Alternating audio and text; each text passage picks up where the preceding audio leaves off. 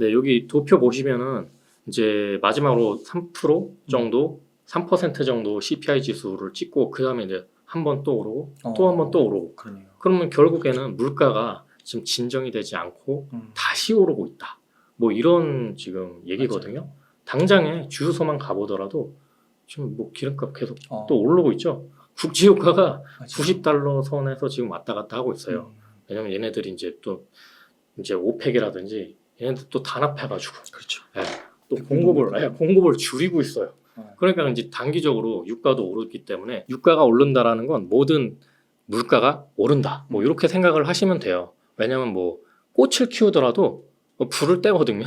예, 그런데 기름 쓰고 그렇죠. 그다음에 차도 기름이 들어가잖아요. 그러다 보니까 모든 것들이 물류 비용도 올라가고 여러 가지 것들이 밑에서부터 차곡차곡 올라가다 보니까 국제 유가도 상당히 많이 신경을 써야 된다. 그래서 저는 이제 금리 인상을 볼 때 국제 유가라든지 환율 뭐 이런 거 같이 종합적으로 많이 보거든요. 네.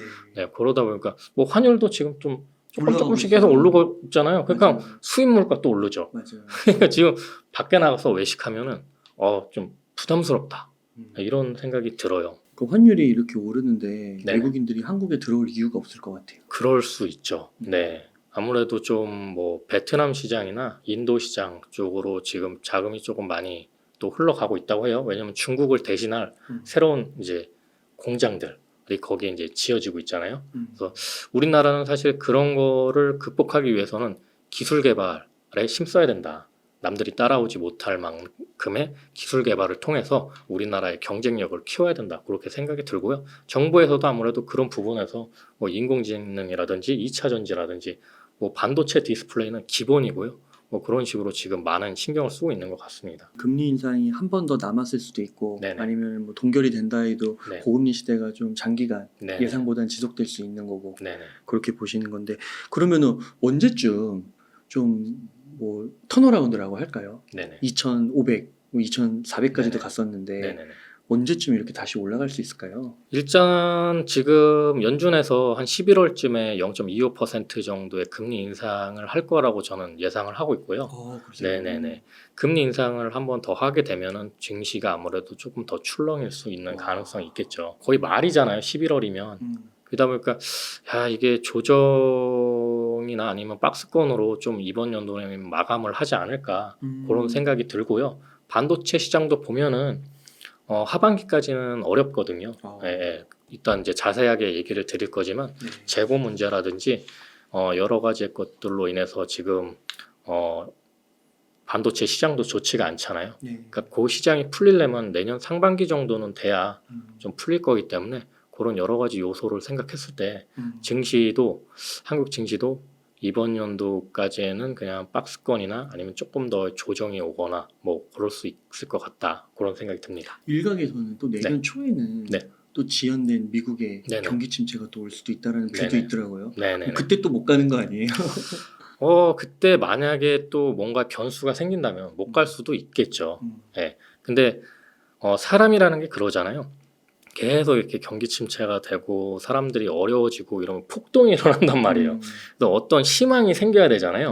네, 뭐 예를 들면은 뭐 애플에서 이제 뭐 메타버스 쪽으로 이제 진출하기 위해서 뭐 XR 기기 뭐 이런 걸 이제 조금 있으면 발표를 하잖아요. 거기 내년 상반기 정도라고 지금 예상을 하고 있는데 그런 새로운 기술들이 나왔을 때 좀 섹터의 변화라든지 시장의 변동성이 조금 뭐 우상향할 수 있는 부분으로 변할 수도 있다 그런 생각이 듭니다. 그러니까 이게 증시라는 거는 정말 물론 예측은 어느 정도 하고 공부는 네네. 해야 되지만 네. 정말 맞추기는 힘든 것 같아요. 그렇죠. 그거 뭐 맞추면은 다 그냥 증시 투자하고 살아야죠. 그래서 기본적으로 네오님께서 가장 기본적으로 이제 원칙 중에 하나로 얘기해 주시는 게 네네. 분할로. 네네, 그렇죠. 예. 분할로 절대 레버리지 땡기지 마시고 자기가 여유 있는 분 한해서 주수를 늘려가셔라. 네, 항상 이렇게 얘기를 드리고 있습니다. 그 중국도 상황이 좋지 못하잖아요. 네, 중국도 상황이 별로 좋지 못하죠. 저번 시간에도 이제 뭐 1억 3천만 가구 빈집이 생겼다. 근데 이번에 또 나온 얘기가 14억 인구로도 빈집을 못 채운다. 뭐 이런 얘기가 나오고 있어요. 어떤 사람은 이제 30억 명이 살기에도 충분할 정도로 지금 빈집이 넘쳐난다라는 주장을 하는 분까지 중국에서 나오고 있다고 해요. 그러니까 저 정도로 지금 빈집이 굉장히 많기 때문에 중국 경기를 지금 지탱했던 게 사실 부동산 쪽 건설 경기였는데 네. 이제 더 이상 건설 경기가 중국 경제를 지탱해주기 어렵다. 어렵다. 예, 여기에다가 세계 공장 역할을 했던 중국의 역할성이 미국에 의해 제재를 받다 보니까 이 부분도 이제 수출에 대한 이런 포지션도 뭐 베트남이나 인도네시아 쪽으로 옮겨가고 있다. 네. 네네. 그래가지고 지금 중국에서는 내수 부양에 힘을 굉장히 많이 쓰고는 있지만 상당히 힘들다고 보고 있습니다. 조기에 네. 회복되기는 쉽지 않겠네요. 네네네. 그럼 전체적으로 이렇게 좀 들었을 때는 네. 악재가 좀 많은 것 같고 네. 분위기가 그렇게 좋지 못한 것 같긴 한데 네네. 이런 시기에는 어떻게 주식을 어떻게 계속 그래도 사야 되나요? 아무래도 지금 매를 먼저 맞았던 게 이번에 이제 금리 인상이 시작되면서 매를 먼저 맞았던 게 가장 먼저 코인 시장이었어요. 그 다음에 주식 시장. 네. 이제 마지막으로 지금 부동산 시장이 남았는데 부동산 시장은 아직 뭐 극단적인 지금 뭐 침체는 오지는 않았죠. 왜냐면 그렇죠. 주식도 뭐 반토막이 났었고 코인도 반토막이 났었는데 부동산은 뭐 반토막 나진 않았잖아요. 다시 올랐죠. 네, 다시 이제 뭐 데드캣 바운서라고 해가지고 뭐 그런 이제 현상이 있는데 이번 금리 인상이 되면은 사실 부동산도 사실 이번에 이제 버티기 어려울 거라고 생각이 들어요. 네. 왜냐하면 한국은행에서 계속 동결을 했단 말이에요. 그렇죠. 근데 한미 금리 차가 지금 굉장히 높아요. 맞아요. 너무 예. 높죠. 거의 이 정도 수준을 저도 본 적이 없는데 이번에 미국에서 금리 인상을 한 번 더 하게 된다면 과연 한국은행에서 또 동결을 할 수 있을까? 그거는 좀 의문이거든요. 올릴 수도 네. 없을 것 같은데요. 부채 때문에. 근데 안 올리기에도 상당히 어려울 거라고 저는 보고 있습니다. 그래서 뭐 만약에 올린다는 스탠스가 조금이라도 보인다면 지금 시중 대출 금리는 오르고 있거든요. 먼저. 네. 예. 먼저 오르고 있기 때문에 한국은행에서도 한 번쯤은 올릴 수도 있겠다 그런 생각이 들어요. 네. 그래서 그렇게 되면은 조금 부동산 시장에 굉장히 악재가 될 것 같고요. 맞아요. 그렇게 따지면 사실 이제 다시 이제 투자가 들어오는 시기가 되면은 코인이나 주식 시장이 먼저 반영이 될 거고요. 코인보다는 아무래도 좀 주식 시장 쪽으로 사람들이 좀 더 여유 자금을 쓰지 않을까 개인적으로 좀 그렇게 생각을 하고 있습니다. 네. 네. 그러면 지금도 이미 막 2차 전지나 네네. 뭐 몇몇 주식들은 네네. 상당히 교점에서 20-30%씩 조정 받았잖아요. 네네. 그 이상도 받은 것도 네네. 많고 보실 때 그런 좀 많이 빠진 거는 네네. 이러한 뭐 거시 변수가 있다 하더라도 네네. 암울한 이런 게 좀 있더라도 네. 좀 적극적으로 담을 필요는 있는 건가요? 그렇죠. 어. 왜냐면은 주식 시장도 지금 돈이 흐름이 많이 줄어들었어요. 그렇기 때문에 특정적인 섹터에만 돈이 몰리고 있거든요. 네. 그러니까 테마주가 많이 지금 형성이 됐었잖아요. 얼마 전까지만 해도 뭐 추던조테라든지 뭐 맥신이라든지 뭐 매출하고 영업이 전혀 변동성이 없는데 뭐 희망으로만 엄청 돈이 몰렸어요. 네. 2차 전지는 사실 그거와는 약간 얘기가 다르죠. 왜냐면 진짜 성장을 하고 있는 섹터니까요. 예. 그러니까 그런 섹터를 차지해야 된다는 거죠. 매출과 영업이익이 꾸준하게 오르면서 실질적으로 이게 희망이 아닌 정말 결과로 보여줄 수 있는 섹터. 예, 그런 것들이 좀 눈여겨 보셔야 될 부분이라고 생각이 듭니다. 2차 전지 한번 여쭤보고 싶은데 네네. 2차 전지는 뭐 초전도체나 맥신과 같은 테마주와는 다르다라고 네네. 말씀을 하셨는데 네네. 그래도 조정이 네. 좀 오래되는 것 같고 많이 된 네네. 것 같아요. 네. 그 이유는 뭘까요? 일단 조금 과열이 됐었어요. 연초에 3, 4월에 굉장히 과열이 됐었고요. 특히 이제 1등주라고 할 수 있는 이제 에코프로. 네, 에코프로 같은 경우 굉장히 과열이 되다 보니까 뭐 150만 원, 60만 원까지 찍다가 지금 이제 8, 90만 원대로 내려왔잖아요. 맞아요. 8점. 네.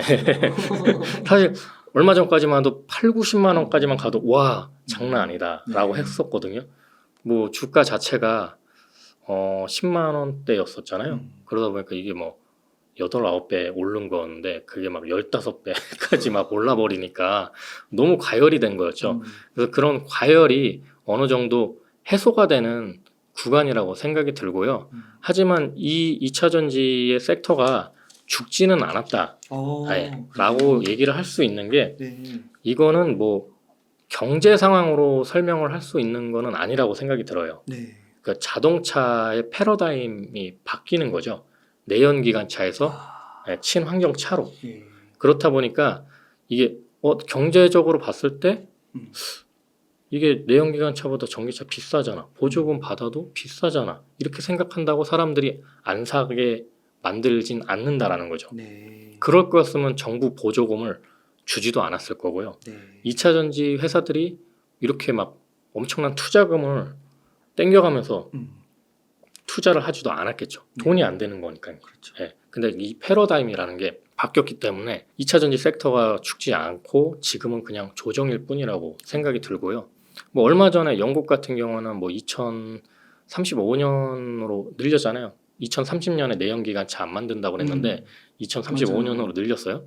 근데 이제 걔네들은 어떻게 보면은 이제 5년을 늘린 건데 원래 다른 나라들은 거의 그 정도 기준으로 했는데 얘네들이 원래 더 빡세게 타이트하게 하다 보니까 이거 그냥 늘린 거예요. 네. 그러니까 별 영향은 아닌데 이 뉴스화는 또 이제 위기다. 맞아요. 뭐 줄어들고 있다. 뭔가 지원금이 줄어들고 있다. 보조금이 줄어들고 있다. 이렇게 얘기를 하는데 그거는 절대 아닌 것 같고요. 네. 네. 이 부분이 사실 지금 기후변화의 문제가 굉장히 심각합니다. 그 문제를 가장 눈에 띄게 바꿀 수 있는 부분이 바로 전기차나 아니면 뭐 수소차, 친환경차로의 변환이에요. 왜냐면 그런 차에서 나오는 그런 이산화탄소라든지 여러 가지 탄소들이 굉장히 큰 부분을 차지하고 있거든요. 네. 그 부분을 줄여야지 우리가 미래를 살 수 있다.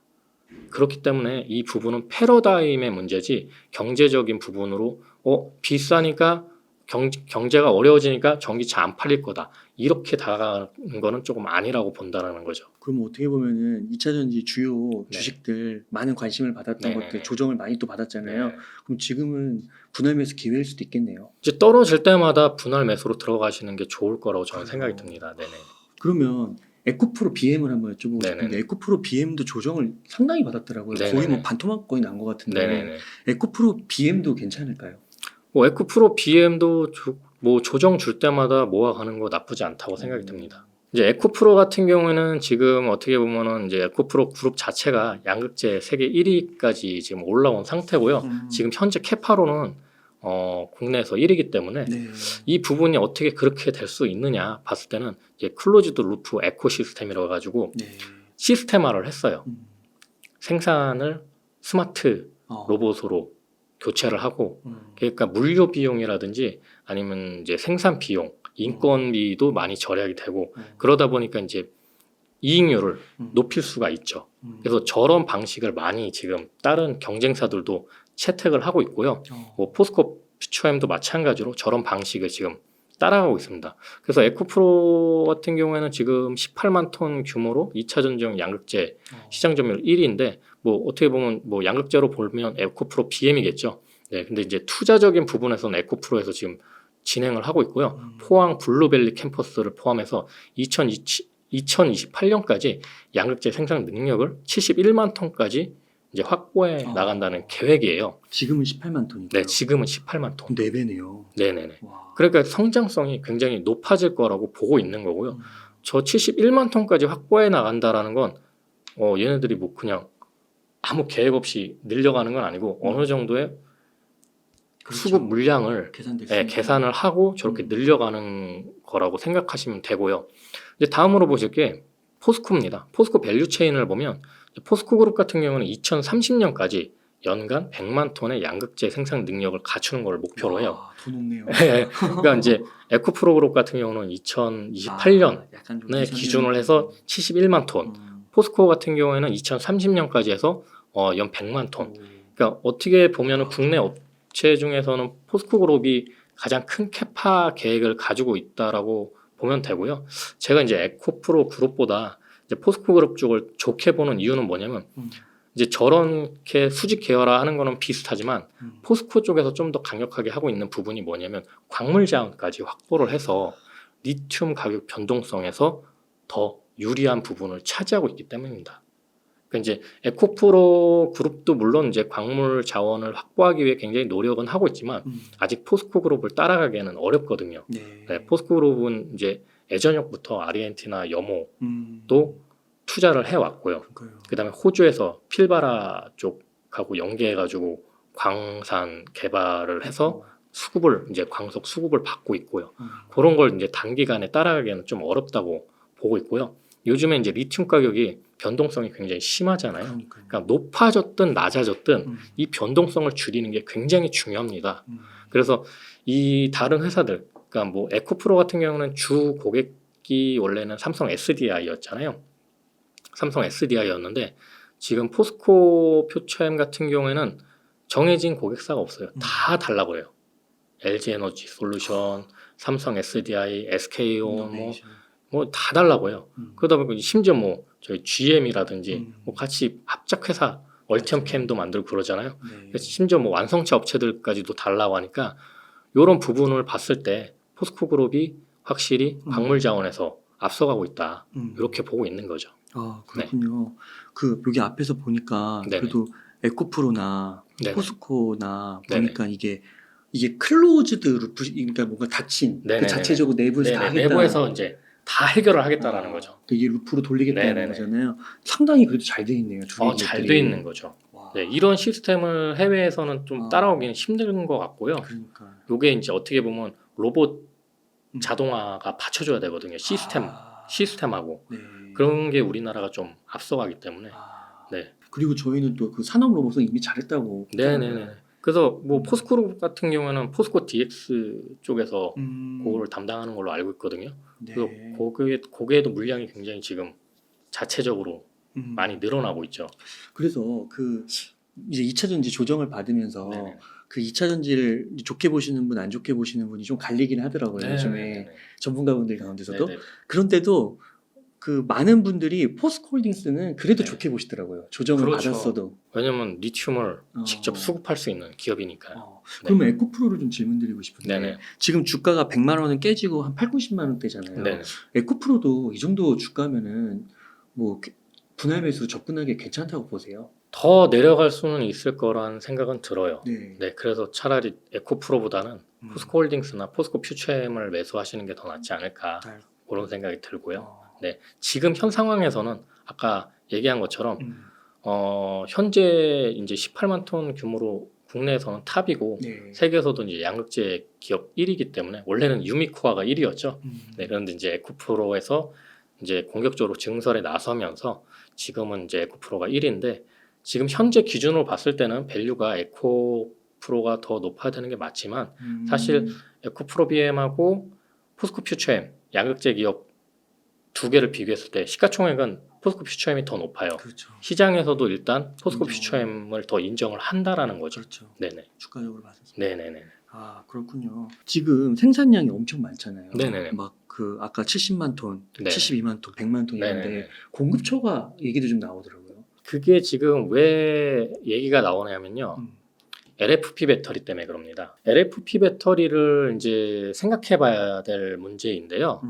중국에서는 지금 배터리 과잉 생산 때문에 지금 탄산리튬 가격이 굉장히 폭락을 하고 있어요. 네. 그 영향 때문에 지금 우리나라 2차 전지 섹터도 조정을 받고 있는데 이게 왜 문제가 되냐면 중국에서 이제 해외 진출까지 염두를 두고 국내 생산량보다 더 많게 한 2배는 많게 생산을 해놨단 말이에요. 와. 그러다 보니까 이 LFP 배터리가 남아 돌잖아요. 이걸 폐기할 수도 없는 거고 그러면 이게 덤핑으로 묶어서 판매를 해야 된단 말이에요. 네. 그래서 이제 CATL 같은 경우에는 니네가 뭐 3년치 이만큼 사주면 우리가 가격 요만큼 해줄게. 이런 식으로 이제 가격을 좀 다운을 시켜주거든요. 그거를 이용하는 게 어떻게 보면 테슬라나 현대기아차인 겁니다. 네, 그러니까 현대차가 갑자기 생뚱맞게 우리 중국산 LFP 맞아요. 쓰기로 했어. 이러고 테슬라도 갑자기 야 우리 중국산 LFP로 만든 거 한국에 수출하기로 했어. 얘네가 왜 갑자기 이럴까요? 한국에서는 사실 중국산 LFP 배터리에 대한 인식이 굉장히 안 좋거든요. 그렇죠. 네, 특히 한국은 사계절 국가이기 때문에 LFP 배터리 같은 경우에는 온도가 떨어지면 네, 성능이 50%가 까여요. 네, 지금은 이제 뭐 성능을 많이 올렸다라고 하긴 하는데 아직 그런 인식이 있단 말이에요. 그런데 굳이 그거를 껴 넣는 건 가격적인 메리트가 있기 때문이거든요. 네. 그러니까 중국에서 지금 과잉 생산된 LFP 배터리를 밀어내고 있기 때문에 지금 이런 현상이 오는 거고요. 그러면 원래는 저런 회사들이 테슬라나 현대기아차가 LFP 배터리가 아니고 한국의 K 배터리에 삼원계 배터리를 썼어야지 되는 건데 LFP 배터리가 그 자리를 갑자기 치고 들어오니까 공급 과잉이 아닌가라고 네. 얘기를 하고 있는 것 같아요. 하지만은 지금 어느 정도 수급이 된 상태에서 공장 증설이 일어나는 거고 생산이 되는 거기 때문에 만약에 뭐 예를 들면 얼마 전에 TSMC에서 이제 생산량이 좀 줄어들 것 같으니까 장비 수주를 좀 오더컷. 멈췄잖아요. 네. 그런 것처럼 LG 에너지 솔루션이나 뭐 삼성 SDI의 뭐 GM이 LG 에너지 솔루션에 야 우리 조금 생산을 좀 늦춰야 될 것 같아. 네. 뭐 이런 얘기가 나온다거나 뭐 그래야죠. 음. 그렇게 돼야 정말 과잉 생산이 돼가지고 요게 좀 안 좋을 수도 있겠구나. 그런데 아직 그런 부분은 없거든요. 네. 네네. 그러면 지금 저희가 또 많이 주목했던 게 양극재, 네네. 소재 단이잖아요. 이쪽 말고 네. 2차 전지가 아직 죽지 않았으니까 네네. 혹시 또 다른 부분도 있을까요? 2차 전지에서 여러 가지의 것들이 있습니다. 뭐 실리콘 음극재도 있고요. 전고체도 있고. 네. 근데 지금이 가장 중요한 시기로 대두되고 있는 게 전구체입니다. 아, 네, 전고체 아니고요. 전구체. 전구체. 네네. 이제 전구체가 뭐 어떤 거냐면 이제 양극재를 만들기 위한 하나의 소재인데 전구체랑 수산화 리튬을 섞어서 구우면 그게 양극재가 되는 거거든요. 예. 근데 이제 전구체가 중요한 게 중국에서 수입하는 비중이 95% 이상이라고 해요. 그러니까 굉장히 중국의 의존도가 높은 거죠. 그러네요. 그래서 이 전구체를 내재화하는 게 지금 각 그 양극재 기업들의 지금 화두가 되고 있고요. 네. 이제 좀 있으면은 이제 에코프로 그룹에서 에코프로 머트리얼즈 상장이 있잖아요. 맞아요. 에코프로 머트리얼즈가 바로 전구체를 생산하는 기업입니다. 그렇군요. 네. 그렇기 때문에 에코프로에서도 상당히 중요하게 이 상장을 진행을 하고 있고요. 여기서 들어온 이제 금액을 가지고 이제 전구체 투자를 엄청나게 진행을 할 겁니다. 특히 에코프로 같은 경우에는 그나마 원래 중국하고 합작을 하다가 중국 지분이 싹 빠졌어요. 그래서 어떻게 보면 국내 지분으로만 전구체를 지금 만들고 있다. 그게 좀 이슈가 되고 있고요. 이 전구체가 중요한 게 앞으로 이제 하이니켈 이제 배터리, 울트라 하이니켈이라고 그러죠. 90% 이상 넘어가면 그렇게 넘어가다 보면 또 거기에 단결정 양극재가 또 필요하고요. 네, 단결정 양극재에 또 필요한 게 바로 소입경 전구체입니다. 소입경 전구체가 뭐냐면 이제 전구체를 만들 때 분쇄 가공을 하는데 대입경 전구체랑 소입경 전구체를 씁니다. 그러니까 대입경 전구체는 10 마이크로미터 이상, 그러니까 10 마이크로미터나 아니면 20 마이크로미터 정도 되고요. 소입경 전구체는 5 마이크로미터 이하짜리. 네. 그러니까 이 두 가지를 섞어서 7대 3으로 섞어서 만드는 게 지금 이제 현재 전구체 기술이거든요. 네. 근데 앞으로 이제 고용량 고출력의 배터리 수요가 늘어나면 이 소입경이 대세로 떠오를 수밖에 없습니다. 그래서 이제 입자가 더 작아질수록 더 많은 에너지를 저장할 수 있고요. 그렇군요. 네, 입자 간의 이제 접촉 면적이 늘어나면 이제 그만큼 더 빠른 전기화학 반응을 일으킬 수 있기 때문에 리튬 이동 속도가 더 빨라진다라는 거죠. 네, 그래서 우리나라 같은 경우는 이런 이제 세부적인 기술을 개발을 해서 좀 다른 중국 배터리라든지 뭐 외국 기업의 그런 기술력을 따라잡아야 되는 부분이 있기 때문에 이 전구체 기술이 지금 중요하다고 볼 수가 있죠. 근데 지금까지는 이제 중국에서 수입을 해다가 썼기 때문에 전구체 개발을 거의 많이 안 했거든요. 그런데 이제 지금부터는 전구체도 내재화를 해서 우리가 개발한 하이니켈 양극재에 맞게끔 전구체를 다시 그 기술을 세팅을 해야 된다는 거죠. 그 요소수 사태처럼도 벌어질 수가 있겠네요. 그렇죠. 중국이 전구체 수출 안 한다고 하면 당장 문제가 될 수 있습니다. 지금 에코프로 머트리얼즈는 이제 좀 있으면 상장을 할 거고 네. 다른 이제 경쟁사들 같은 경우는 뭐 LG화학이나 포스코피처엠, 뭐 화요코발트, 네. 거린메이, 그다음에 그 여러 가지 중국 전구체 업체들하고 지금 합작 회사를 설립해서 네. 공장 증설에 나서고 있고요. 그렇군요. 특히 이제 새만금 쪽에 음. 그 합작 회사의 공장이 많이 들어서고 있습니다. 네. 여기서 또 주목해야 될 게 중견기업들도 이제 앞으로 전구체 사업 진출을 굉장히 많이 오. 들어가고 있고요. 뭐 그렇군요. 코스모 신소재도 전구체 사업을 지금 진행을 하고 있고요. 네. 그 중에 이제 중견기업 중에 좀 대표적으로 두 개를 얘기를 드릴 수가 있는데 에코앤드림이라고 이 회사 같은 경우는 이제 ENDD였죠 과거에는. END라는 회사가 지금 이름을 변경을 했는데요. 사명 에코프로랑 상관없는 거예요. 네, 에코프로랑은 상관은 없고요. 네. 그냥 뭔지 에코를 집어넣으면 뭔가 좋을 것 같아서 저렇게 이름을 변경한 것 같아요. 원래 이름은 END였습니다. 네. 이 회사 같은 경우에는 이제 유미코어에서 유미코어가 양극재 업체잖아요. 요게 네. 이제 전구체를 납품을 하면 이 유미코어가 SK온에 공급을 하는 구조로 이렇게 지금 오더를 땄고요. 에코앤드림 같은 경우에는 이제 소입경 전구체 그러니까 우리나라 같은 경우는 기술을 개발을 해야 된다고 그랬잖아요. 네. 중국 업체들보다는 좀 더 세분화해서 분쇄할 수 있는 기술력으로 이제 승부를 하려고 그런 게 약간 이제 중국이랑 단가 경쟁은 좀 한계가 있기 때문에 그렇죠. 단가 경쟁이 안 되기 때문에 아, 기술력으로 승부를 해야 된다는 거죠. 그래서 이제 여기 같은 경우는 지금 현재 전구체 생산 능력이 한 5천 톤 규모가 되고요.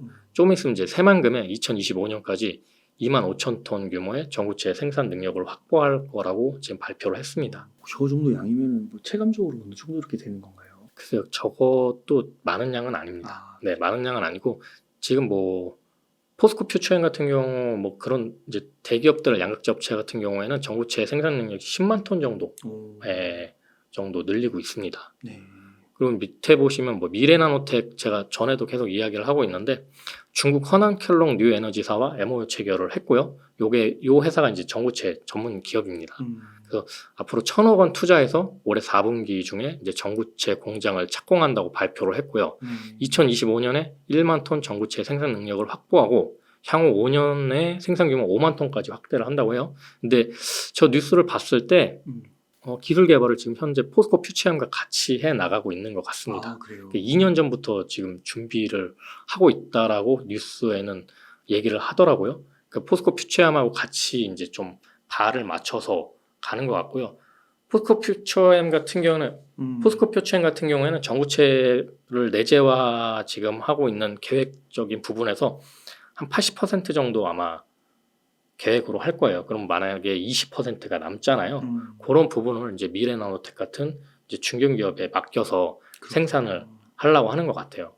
특히 이제 미래나노텍 같은 경우는 전에도 계속 이야기했지만 분쇄 가공 쪽에 특화된 기업이기 때문에 포스코 퓨처엠에서 조금 까다로운 부분을 아마 미래나노텍 쪽에 맡기지 않을까. 그러니까 예를 들면 에코앤드림처럼 소입경 전구체처럼 좀 특화된 전구체를 좀 부탁을 해서 생산을 하지 않을까. 뭐 그런 생각이 듭니다. 그 미국에도 같이 갔잖아요. 네, 미국에도 미국이 아니라 캐나다죠. 캐나다. 캐나다 이제 얼템캠 그쪽 공장 이제 바로 옆에다가 만들었다고 하더라고요. 포스코 퓨처엠이 만들려고 하는 공장 바로 옆에다가. 그 포스코 퓨처엠이 네. 신문 보니까 2030년까지 네네. 시총 100, 네네. 100조, 네네네. 네, 그리고 100만 톤. 네네. 이제 네. 그러니까 포스코 퓨처엠이 잘 나가면 네네. 미래나노텍은 잘 나갈 수밖에 없는 구조예요. 그렇죠. 네. 계획적으로 키워주는 게 아닐까 싶을 정도로 지금 포스코 퓨처엠하고 굉장히 끈끈한 관계를 이어가고 있고요. 얼마 전에 대구 그 구지에 지금 공장 증설을 했는데 거기에도 포스코 퓨처엠 관계자가 와서 네. 자리를 빛내주고 있더라고요. 그래요. 네네네. 와, 포스코 퓨처엠이 지금 주가에서 100조면 거의 한 3배 네네. 될 것 같은데 미래나노텍도 성장성이 기대되네요. 이렇게 2차 전지 좀 다뤄주셨는데요. 네. 그래서 이제 양극재도 다뤄주셨고, 그다음에 에코프로, 그다음에 포스코 홀딩스 같은 이제 지주사도 달아주셨고, 네. 그다음에 전구체까지도 네네네. 해주셨는데 혹시 이 외에도 좀 네. 좋게 보시는 섹터나 기업이 있으실까요? 이 이외에 좋게 보는 부분은 차량용 반도체 쪽입니다. 왜냐면 이제 우리나라 같은 경우에는 두 가지가 강점이 있잖아요. 반도체도 잘 만들고 그렇죠. 자동차도 잘 만들고. 그러면 앞으로 자동차가 전자 부품 같은 것들이 굉장히 많이 들어가잖아요. 디스플레이라든지 아니면 뭐 여러 가지의 것들. 그러니까 뭐 전면 유리 자체도 디스플레이로 바뀔 거라고 지금 미래에는 예상을 하고 있으니까 그런 부분들이 이제 전장화에 굉장히 특화될 수밖에 없고요. 그래서 삼성전자라든지 LG전자에서도 이제 전장 파트를 굉장히 지금 키우고 있잖아요. 거기 안에 들어가는 반도체가 아무래도 굉장히 많을 것 같고요. 뭐 예를 들면 자동차에 필요한 반도체를 보시면 내연기관차에는 약 200개가 들어간다고요. 그다음에 전기차에는 약 1,000개. 5배네. 네, 그다음 자율주행차는 약 2,000개가 들어간다고요. 네, 이렇게 많은 반도체가 들어가는데 이 반도체 시장을 놓칠 수는 없는 거죠. 그래서 차량용 반도체에 우리나라의 기회가 있다라고 저는 보고 있습니다. 네. 네네. 뭐 그 중에서도 제가 좀 요즘 눈여겨 보고 있는 게 이제 저번 시간에도 얘기했지만 차량용 반도체의 진심인 이미지스라는 기업이 있습니다. 네. 네, 이미지스 기업은 이제 햅틱 옛날에 이제 삼성 휴대폰에 햅틱이라는 기능이 있었잖아요. 네. 흔들리는 이게 반응을 하는 거죠. 누를 때마다 이제 진동이 일어나서 반응을 하는 건데 그 햅틱 기능이 차량용 반도체에 굉장히 차량용 디스플레이에 굉장히 많이 들어갈 거라고 예상을 하고 있습니다. 왜냐면은 저희가 터치를 하잖아요. 차 운행을 하다 터치를 하는데 아무런 기척이 없어요. 그러면 내가 누른 건지 뭐 한 그렇죠. 건지 알 수가 없잖아요. 그래서 이제 뭐 전기차 같은 경우는 워낙 조용하니까 그런 부분을 이제 체감적으로 만들기 위해 햅틱 기능이 필요하다고 보고 있고요. 지금은 이제 한 개 정도 이제 스마트폰에도 한 개 정도는 햅틱이 들어가고 있는데 앞으로 자동차 디스플레이 같은 경우는 굉장히 넓어지잖아요. 넓고 한두 개가 들어가는 게 아니죠. 그러다 보니까 거기에 일단 넓은데 한 3개 정도는 들어갈 거다라고 예상을 하고 있고요. 그런 부분에서 이제 이 차량용 반도체 터치, 포스, 햅틱 기능을 모두 갖춘 그 SoC 인터페이스 IC를 지금 개발하는 게 목표고 국가 지원을 받아서 지금 오랫동안 개발을 하고 있습니다. 아, 그래요? 네, 그리고 이제 얼마 전에는 전기차 업체에 이제 초도 물량 들어가기도 했거든요. 그래서 이제 전환사채 발행도 했었고요. 네.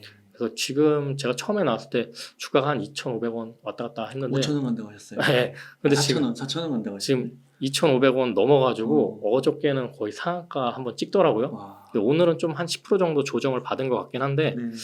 뭐 3,000 지금 3,500원 왔다 갔다 하고 있습니다. 50% 올랐네요. 네. 그러니까 지금 시장에서도 이미지스라는 회사에 대해서 눈여겨보고 있다라는 뜻이겠죠. 거래량이 이렇게 폭발적으로 늘어나고 있으니까요. 네. 네네. 그래서 앞으로 자동차 사업 쪽을 굉장히 강화하려고 전환사채 발행을 한 거기 때문에 전환사채 지금 80억 정도 저번 시간에 이제 설명을 드렸잖아요. 그 비용을 거의 이제 거기에 투자를 할 것 같고요. 요게 이제 국산화가 된다면 이제 많은 자동차 회사들의 러브콜이 들어올 거라고 생각이 듭니다. 그 이런 분야는 네네. 이미지스 외에는 다른 기업은 거의 없는 건가요? 다른 기업 이제 대표적으로 동훈 아나텍이라는 회사가 또 있습니다. 동훈 아나텍 같은 경우에는 뭐 현대차에 지금 납품이 되고 있고요. 그 회사도 기술력이 굉장히 좋은데 다만 지금 동훈 아나텍 같은 경우는 주가가 굉장히 점핑이 돼 있어요. 아. 이 회사가 그 반도체 기술을 이용해서 그 혈당 측정기를 만들었는데 침으로 이제 와. 혈당을 측정할 수 있는 그거를 개발해서 그게 이제 떡상이 돼가지고 지금 번접할 수 없는 주가를 형성하고 있습니다. 네. 그래서 이제 동훈 아나텍도 좋게 보고 있었는데 너무 이제 급등하는 바람에 좀 그러면 좀 더 저평가에 좋은 기업이 없을까 해서 제가 찾아본 게 이미지스고요. 네. 그렇게 보시면 될 것 같습니다. 아, 그렇군요. 그러니까 이미지스도 지금 기회가 왔다 네네네. 생각하니까 그렇게 이제 무차입 경영을 하시다가 그렇죠. 예. 여기 저기 사장님이 빚지는 걸 별로 안 좋아해서 네. 무차입 경영에 유중도 별로 안 했단 말이에요. 근데 갑자기 무차입 경영을 버리시고 그렇죠. 전환사채를 막 발행을 하는데 확실하다. 예, 시장에서 뉴스에서 이런 기사가 있더라고요. 원래는 한 60억 정도가 필요해서 그 정도만 하려고 했는데 자꾸 그쪽에서 이제 전환사채 산다는 사람이 80억까지 하자. 이래서 이제 80억에 했다. 그냥 좀 생각보다 좀 넉넉하게 발행을 했다라고 하고요. 전환사채가 보통 이자가 있잖아요. 근데 무이자로 발행하는 경우가 진짜 빌려주고 거의 싶어가지고 거의 없거든요. 전환사채 네. 같은 교환사채도 아니고 전환사채 발행인데 야. 그러니까 상대방 투자자 입장에서도 상당히 좋게 보고 있다. 그렇죠. 이 기업의 기술력이라든지 시장성을 좋게 보고 있다라고 생각을 하는 것 같습니다. 아, 그 모바일 쓸 때 그 이렇게 약간 진동 오는 거. 네네네. 그러겠네요. 차가 다 전기차로 변하면 정말 필요하겠네요. 네네. 그거 만약에 내가 눌렀는지 아닌지 모르면 계속 운전하다가 그게 그 집중력이 흐트러질 거 아니에요. 네네네. 그럼 또 사고를 유발할 수도 있는 거. 네네네.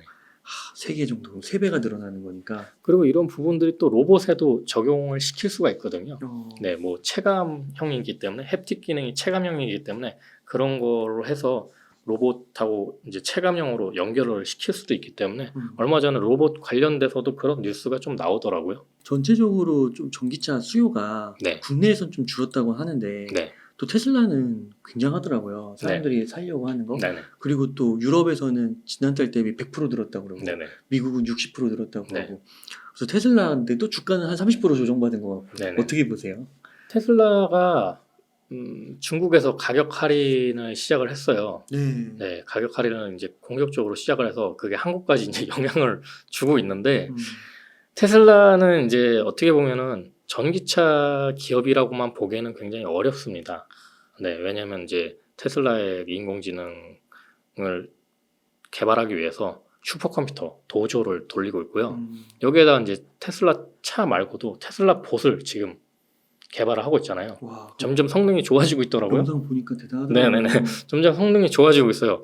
맨 처음에는 막 저게 뭐야, 뭐 장난해? 막 이랬는데 성능이 생각보다 좀 좋아지고 있는 것 같더라고요. 그런 것들이 이제 데이터를 계속 생산을 하잖아요. 테슬라 봇도 데이터를 생산할 거고 테슬라 차량도 데이터를 생산할 거고 그런 부분들이 이제 자율주행을 더 높은 수준으로 올리고 있는 거죠. 그리고 그런 부분들이 도조 컴퓨터에 모여서 인공지능이 이제 굉장히 발전하게 될 겁니다. 그래서 테슬라는 뭐 여러 가지 사업들도 많이 있잖아요. 뭐 우주 그 발사체 사업도 하고 태양광 사업도 맞아요. 하고 그런 여러 가지 것들이 다 모여서 결국에는 한 소실점이 모이는 것이 인공지능이라고 저는 생각을 하고 있습니다. 그래서 앞으로 이제 이런 글로벌 기업을 넘어서 초거대 기업으로 도약하기 위해서는 저는 인공지능 선점이 필수라고 보고 있거든요.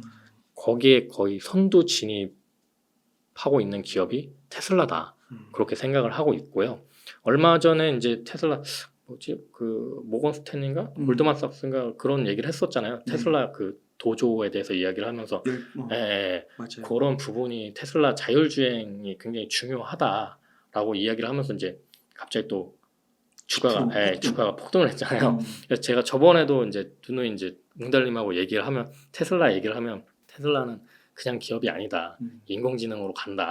인공지능 기업으로 봐야 된다. 그 얘기를 했는데 그런 것들이 이제 시장에서도 점점 계속 그렇게 인정을 하고 있는 것 같습니다. 네. 네네. 그 테슬라가 엔비디아 그 인공지능 학습시키려면 네네네. 그 칩이 많이 필요하니까 요청을 했는데 물량이 없어가지고 직접 개발하잖아요. 직접 네. 개발도 하고 그리고 그 너무 비싸잖아요. 그 네네. 엔비디아 근데도 물량 있으면은 다 지불할 그렇죠. 테니까 달라고 막. 그러니까 테슬라는 약간 진짜 좀 전기차 그런 게 아닌 것 같아요. 네. 그래서 테슬라가 지금 반값 전기차를 만들겠다고 옛날부터 이제 이야기를 했는데요. 그게 중요한 게 뭐냐면 테슬라는 사실 전기차를 팔아서 이익을 남기기보다는 전기차를 그냥 원가에 팔아서 데이터를 얻으려고 하는 목표가 더 강합니다. 네. 그러니까 데이터가 옛날에 한참 데이터에 대한 이슈가 있었을 때 제2의 석유라고 이야기하잖아요. 그렇죠. 데이터가. 네, 맞아요. 앞으로 미래. 맞아요. 그다음에 뭐 메타버스 이야기 나왔을 때도 이런 빅데이터들이 그런 메타버스를 이제 더 활성화시켜 줄 수 있는 재료가 될 수 있다라고 얘기를 하고요. 그래서 테슬라가 지금 최종적으로 꿈꾸는 건 인공지능이기 때문에 테슬라는 무조건 지금 데이터 모으는 게 우선이다. 그래서 반값 차량을 최대한 빨리 도입을 해서 테슬라 세상을 만드는 게 아마 머스크 형님의 목적이지 않을까 싶습니다. 와 진짜 초거대 기업으로 가기 위해 네네네. 그 인공지능을 선점하는 이 말이 네. 딱 와닿네요. 그러니까 그 골드만삭스 같은 경우는 네네. 그 테슬라 차량 가격 네네. 인하 때문에 수익성이 악화됐다 네네네. 이런 걸 지적하면서 이제 테슬라 주가를 낮추는 거죠. 네네. 로우하게 보는 네네네. 건데 근데 이제 사실 그거는 그냥 일면이고 그렇죠. 사실 수익이 안 나도 네, 수익이 안 나도 데이터를 모을 수 있으면 음. 그게 엄청난 자산이 될 거라는 거죠. 왜냐면 데이터라는 게 그냥 쉽게 모을 수가 없어요. 네. 그래서 지금 구글이 저렇게까지 글로벌 기업이 된 거는 다 데이터 덕이거든요. 맞아요. 네, 데이터가 없으면 사실 저 정도까지 성장할 수는 없었고요.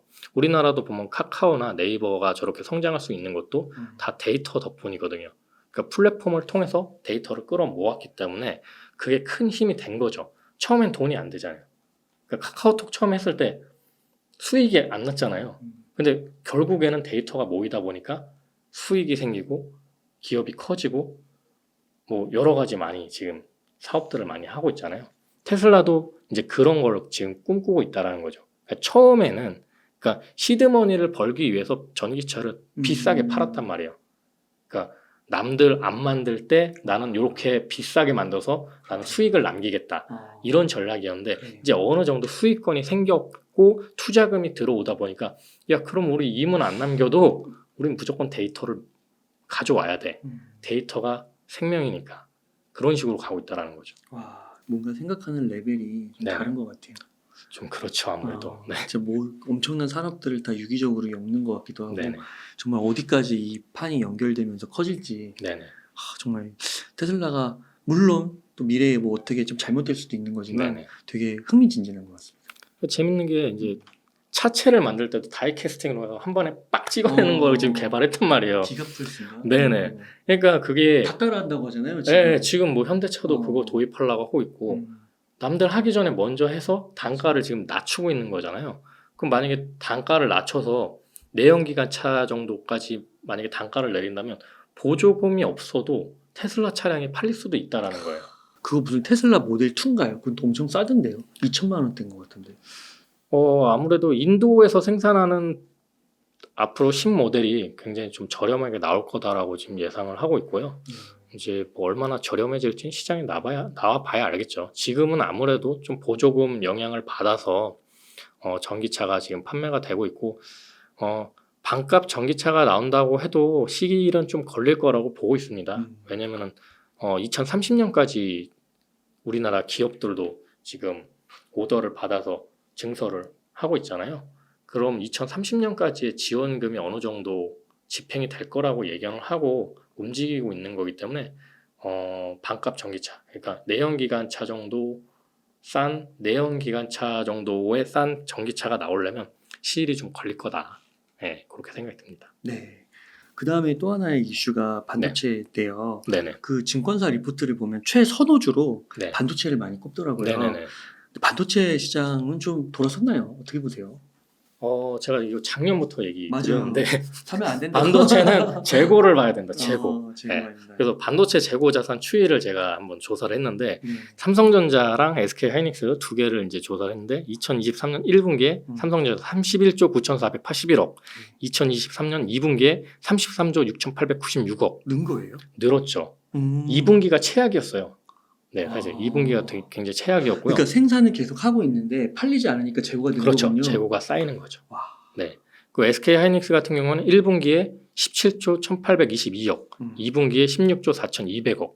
SK 하이닉스는 먼저 감산을 시작했죠. 네.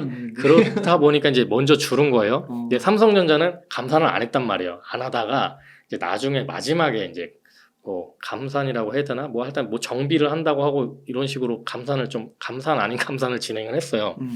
그래서 이제 조금 줄어들고 있는 부분을 봐야 되는데 2분기가 거의 피크였고요. 반도체 재고가 이제 정점을 찍었다고 보시면 되고요. 이제 3분기부터 조금 더 줄어들 거예요. 그다음에 이제 4분기에도 조금 더 줄어들긴 하는데 그렇다고 완전 해소되는 건 아니라고 보고 있거든요. 네. 그러다 보니까 실질적으로 반도체가 조금 살아나려면 내년 상반기쯤 재고가 조금 소진이 되고 HBM 시장이 이제 2배 정도 지금 키우고 있거든요. 공장 증설이나 뭐 그 여러 가지 것들을 봤을 때 그래서 내년 상반기 정도 재고가 소진이 되고 HBM 시장이 받쳐줬을 때 조금 살아나지 않을까. 네, 그렇게 예상을 하고 있습니다. 이 재고를 봐야 된다. 네네. 그러니까요, 이게 어떻게 보면 반도체에 대해서 좀 좋게 보시는 분들은 작년 말부터 증권사분들은 반도체를 굉장히 좋게 보더라고요. 왜냐면 제가 생각하기엔 그래요. 증권사 쪽에서 반도체 섹터의 물량을 많이 가지고 있구나. 그렇게 좀, 생각하셨어요? 네. 자기가 가지고 있으니까 좋게 볼 수밖에 없잖아요. 자기가 안 가지고 있으면 그렇죠. 정확하게 보겠죠. 자기가 안 가지고 있어야 좀 객관적으로 볼 수 있잖아요. 그렇죠. 네, 그렇기 때문에 저 같은 경우는 뭐 반도체에 대해서 굉장히 많이 공부를 했고 제가 반도체를 언제 제일 좋게 봤었냐면 재작년 정도에 굉장히 좋게 봤었어요. 그래가지고 뭐 삼성전자 뭐 9만 원, 8만 원일 때 여기는 이제 멈춰야겠다. 뭐 SK 하이닉스 같은 경우 13만 원 정도일 때 멈춰야겠다라고 생각을 했었죠. 그러고 나서 계속 내려가더라고요. 그렇군요. 네. 그러다가 이제 조금 오른 경우가 최근인데 HBM 때문에 올랐었잖아요. 근데 결국에는 HBM이 지금 시장에서 차지하는 그 비중이 많진 않거든요. 기업 예, 매출에서. 예, 예. 그렇기 때문에 그 부분에서 맞아요. 매출과 영업이익이 찍히지 않으니까 많이 음. 찍히지 않으니까 바로 이제 다시 또 조정이 그러니까 들어가더라고요. 그때 급등한 게 그냥 며칠 사이 다 빠지더라고요. 네네네네. 그러니까 이제 그게 그 삼성전자가 워낙 하는 사업이 많고 네네. 그 중에서는 HBM이 일부니까 네, 맞아요. 재고는 이게 다 맞아요. 네네네. 이게 거의 전부인데 네네네. 이걸 못 하고 있으니 그렇게 네, 되는 거죠. 맞습니다. 그러니까 주가가 말하는 거네요. 그렇죠. 근데 이게 참 그런 게 진짜 그때 추천하셨던 분들이 막 1분기 네. 그럼 또 한 번 인터뷰하면은 이제 2분기에 좀 네. 한다고 하는데 또 3분기로 빌리고 네. 4분기로 빌리고 이젠 또 내년 초가 얘기를 나오고 네네. 있어요. 저는 지금- 작년부터 맞아요. 하반기나 상반기 내년 상반기에 그때 돼야 가서 다시 봐야 되는 예, 거예요. 예, 그렇게 말씀을 드려왔고요. 음, 지금도 그 생각은 변함이 없습니다. 그렇군요. 그래서 네, 지금도- 재고만 보면 그냥 딱 팩트가 뭐 팩트라기보다 그냥 객관적으로 재고 딱 보면 보이거든요. 물건을 많이 팔아야 음, 장사가 돼야 뭐 기업도 돈을 버는 거잖아요. 근데 물건을 못 팔고 물건이 쌓여 있는데 어떻게 좋게 볼 수가 있겠어요? 그럼 삼성전자 기준으로 만약에 네. 지금 재고가 30조라고 하면 네네. 저게 뭐 한 10조 뭐 이렇게 가야 되는 건가요? 그렇죠. 네, 10조대로 떨어져야죠 재고가. 그 정도 네, 떨어지네. 네네네. 그때부터 이제는 예, 고려해봐야겠다. 네네. 그렇게 되겠군요. 네. 그 다음에 또 상반기를 좀 많이 이끌었던 게 AI인데요. 네네네. AI 중에 이제 루닛. 네네. 이게 올해 주가가 10배 이상 상승을 하고 네네. 뭐 조정 받아도 또 다시 올라가고 네네. 막 그러더라고요. 그래서 이 AI 섹터를 좋게 보셨는데 네네. 의료 AI, 네네네. 우리나라의 의료 AI 이게 주목을 받고 있어서 네네. 여기에 대한 전망, 네. 네오님의 뷰가 좀 궁금합니다. 사실 저는 그 AI 투자하시고 싶다고 그랬을 때마다 제가 항상 그랬잖아요. 골치 아프게 생각하지 마시고 그냥 엔비디아 투자하세요. 그런 얘기 들으셨잖아요. 예. 네.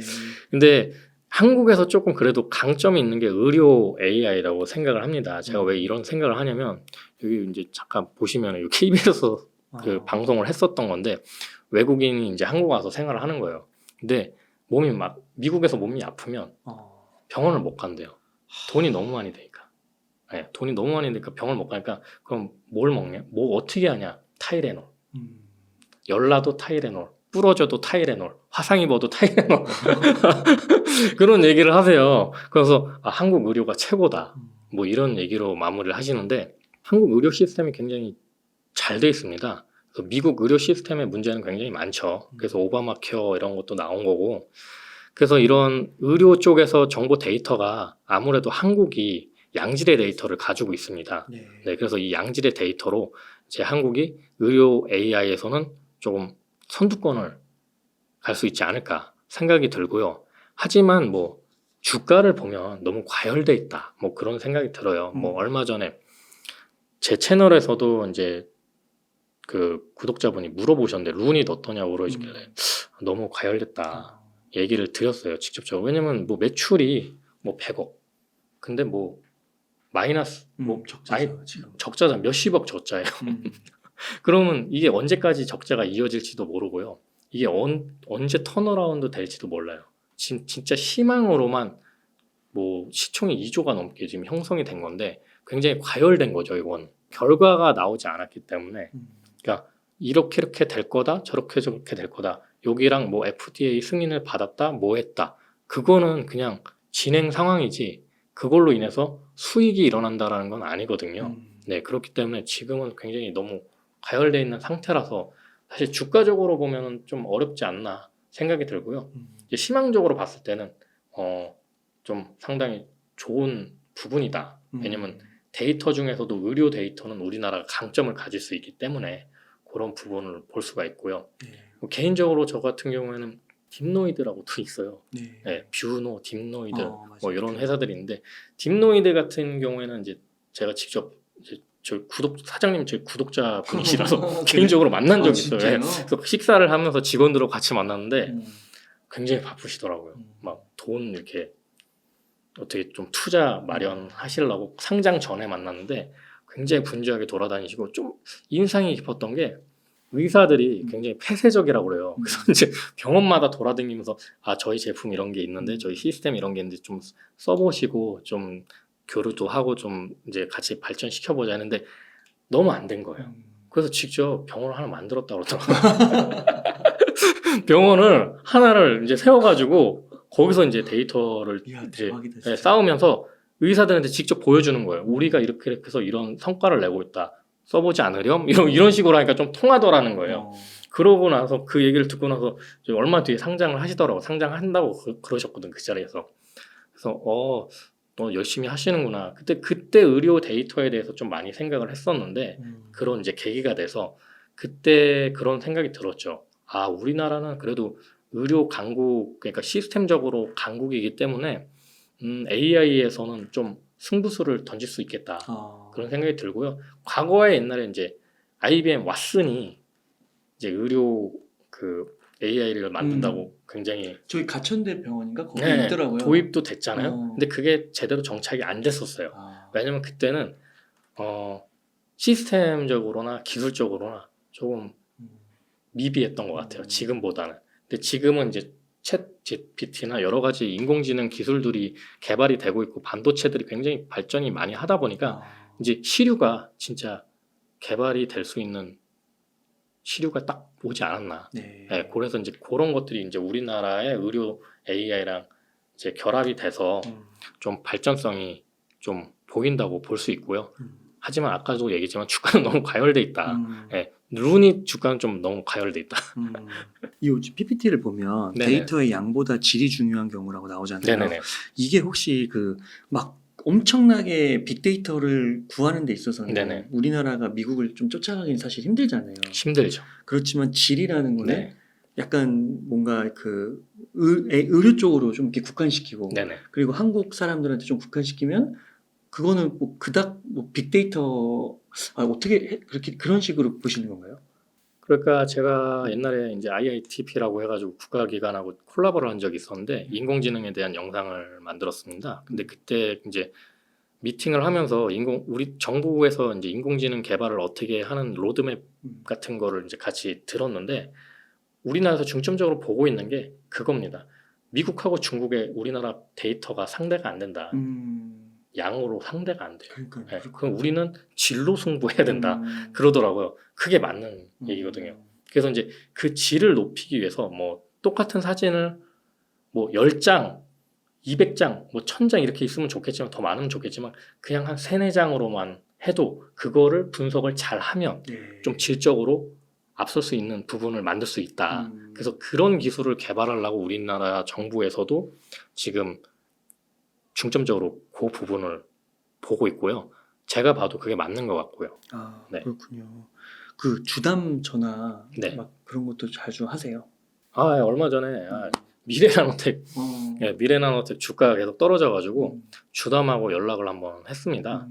한 40분 정도 한 것 같은데 와. 주담하고는 통화로 그렇게 3, 40분을 해줘요? 네네 친절하시더라고요. 오. 처음 그분하고는 처음 통화를 하는데 왜냐면 전에는 이제 주주총회 가서 이제 이사님하고 얘기를 했으니까 근데 이번에는 이제 주담하고 통화를 해봤는데 주가가 미래나노텍 주가가 정고점이 한 36,000원인데 지금 반토막이 났잖아요. 근데 이제 다른 그 2차전지 주가가 올랐을 때 뭐 예를 들면 포스코퓨처엠이나 에코프로가 막 3, 4월 달에 한번 1차 점핑이 있었고요. 2차 점핑이 또 있었거든요. 7, 8월에. 근데 그때 안 오르고 내릴 땐 또 귀신같이 같이 내리더라고요. 그래가지고 야 이게 어떻게 된 거냐, 뭐 이게 회사에 무슨 문제가 있냐 여러 가지 질문을 했는데 조금 인상 깊었던 게 사실 지금 양극재 기업들이 조정을 받고 있는 가장 큰 이유는 리튬 가격이 내려가다 보니까 이제 양극재 업체들은 리튬을 수급을 해놓잖아요. 예, 그러니까 재고를 가지고 있는데 리튬 가격이 여기서 이렇게 떨어지면 얘네들이 이 차익만큼 손해를 보는 시스템이란 말이에요. 그래서 이제 양극재 업체들 영업이익률이 많이 떨어질 거다. 매출은 늘을 수는 있지만 영업이익률이 훼손되기 때문에 지금 뭐 2차전지를 양극재 업체에 투자하지 말아라 뭐 이런 식으로 증권사에서도 이제 얘기를 하고 있더라고요. 그래서 이제 어떻게 보면은 미래나노텍도 리튬을 다루는 기업이잖아요. 그리고 직접 수급을 한다고 알려져 있고 그래서 물어봤죠. 아니 직접 수급을 하면 그럼 쟁여둔 거 있을 텐데 똑같이 손해나는 거 아니냐 라고 물어보니까 아니라고 하더라고요.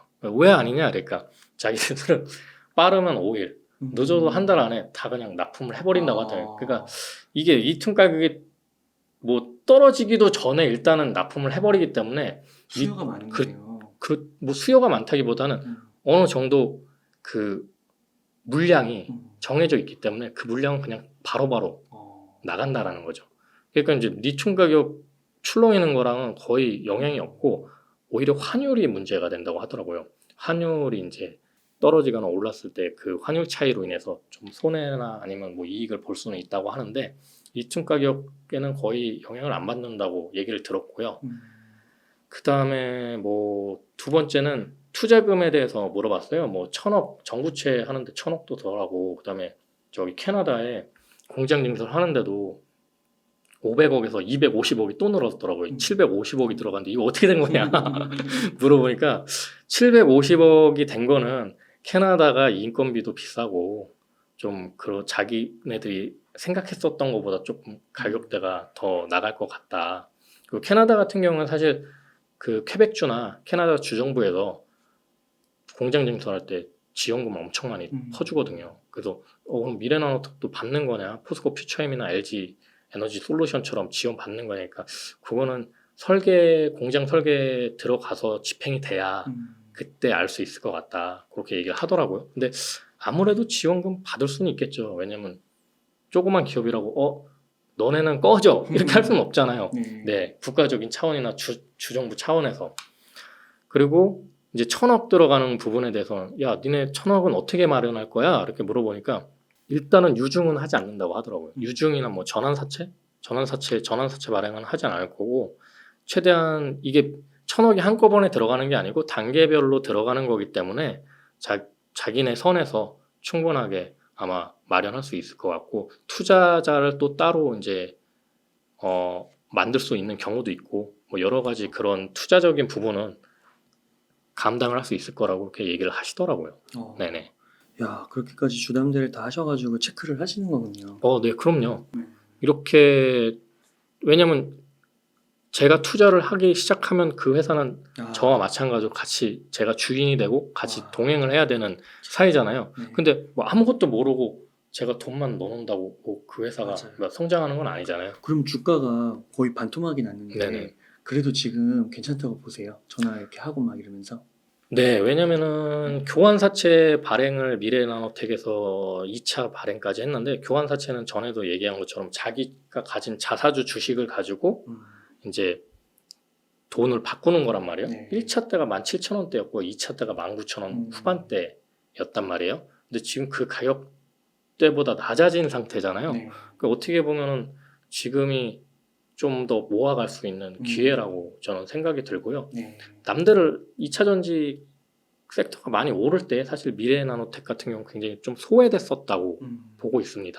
그래서 그런 소외된 부분도 있고 앞으로 아까 이야기한 것처럼 전구체 지금 에코프로 머티리얼 이제 상장이 되고 11월에 만약에 이 미래나노텍에서 발표한 대로 전구체 시장 이제 투자가 진행되고 뭐 공장 부지를 계약을 하고 이렇게 된다면은 또 다른 이제 그 성장 가능성이 생기기 때문에 그런 부분을 봤을 때 좀 좋은 영향으로 주가도 우상향하지 않을까 생각이 들고요. 단적으로 뭐 3분기에 만약에 주담 말대로라면 그 3분기쯤에는 그래도 어느 정도 의미 있는 매출과 영업이익이 나와줘야겠죠. 그리고 뭐 그런 얘기 하더라고요. 3천억 작년 12월 달에 3천억 정도 포스코 퓨처엠하고 계약이 성사가 됐는데 왜 이제 더 이상 계약이 안 나오고 있냐 이러니까 계약은 그 이후의 계약은 아마 다음에 나올 거지만 대신에 지금은 그때 계약된 물량보다 더 늘었다. 대신에 수산화 리튬 가격이 내려갔기 때문에 그때 3천억이 책정된 게 좀 줄어들 거다. 그러니까 어떻게 보면은 수량이 늘었다라는 거잖아요.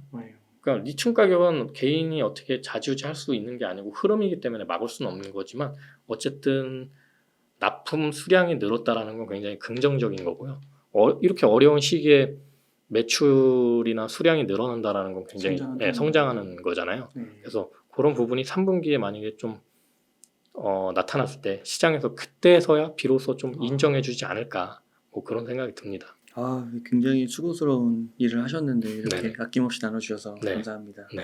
그 의료 AI로 잠깐 다시 돌아가서 네네네. 그래서 우리나라에서는 괜찮지만 루닛을 봤을 때는 주가 상황이 좀 높은 것 같다. 네네네. 아까 이제 뭐 인공지능 투자할 거면 네네. 그냥 엔비디아 하시라 네네. 심플하게 얘기해 주셨잖아요. 네네. 근데 엔비디아도 한 500불 갔다가 네네. 420불 됐더라고요. 네네네. 한 1-20% 조정 네네. 받았는데 엔비디아는 지금 시점에서 어떻게 보세요? 엔비디아도 약간 과열된 아, 부분이 있습니다. 많이 올랐죠. 네, 많이 올랐죠. 제가 뭐 작년부터 이야기했는데 작년에는 이 정도 가격이 아니었잖아요. 네, 많이 올라가지고 지금 뭐 테슬라 시총을 맞아요. 넘어섰을 만큼 엄청난 펌핑이 왔어요. 근데 이제 엔비디아 같은 경우에는 사실 그 매출이나 영업이익이 엄청나게 막 올랐었잖아요. 요게 이제 앞으로도 계속 보여줄 수 있냐 그걸 봐야 되는데 좀 그 성장세가 조금은 그래도 지속되기는 어렵지 않을까. 네, 왜냐면 그 시기에는 없었기 때문에 그 물량을 채우는 게 가능했지만 지금은 어느 정도 채워진 상태에서 더 채워야 되는 상황이 온 거잖아요. 그러다 보니까 뭐 전기차도 마찬가지로 작년의 성장률보다 이번 연도의 성장률이 조금 떨어졌잖아요. 대신에 성장은 해요. 이게 이렇게 이렇게 했다가 요렇게 된 거지. 그렇죠. 아마 엔비디아도 요렇게 됐다가 요렇게 되는 시점이 아마 오지 않았나. 네, 그런 생각이 들고요. 엔비디아도 그런 의미에서 어느 정도 조정이 올 때마다 자기가 생각한 가격대에서 주수를 늘려가면 좀 좋지 않을까 그런 생각이 듭니다. 네. 네, 네오님 그러면은 또 오늘도 이렇게 인사이트 감사드리고 네네. 만약 지금 한 1억 정도 여유자금 있으면 어떻게 네네. 투자 전략을 세우시겠나요? 전에 시간하고 거의 비슷하게 될 것 같아요. 미래나노텍 지금 저가 매수의 기회라고 생각해서 미래나노텍을 가장 많은 비중 40%. 오. 네, 그다음에 포스코퓨처엠 30%, 이미지스 30%. 요 정도로 담고 싶습니다. 네. 감사합니다.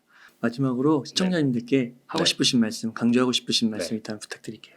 제가 항상 마지막에 강조하는 부분은 절대 B2 레버리지 투자 하시지 마시고 매달 적립식으로 내 월급이 들어올 때 여유가 되는 돈으로 적립식으로 자기가 생각했던 좋은 종목 그리고 수량을 조금씩 모아 가셔서 나중에 좋은 결실을 맺으시면 좋겠습니다. 네, 감사합니다.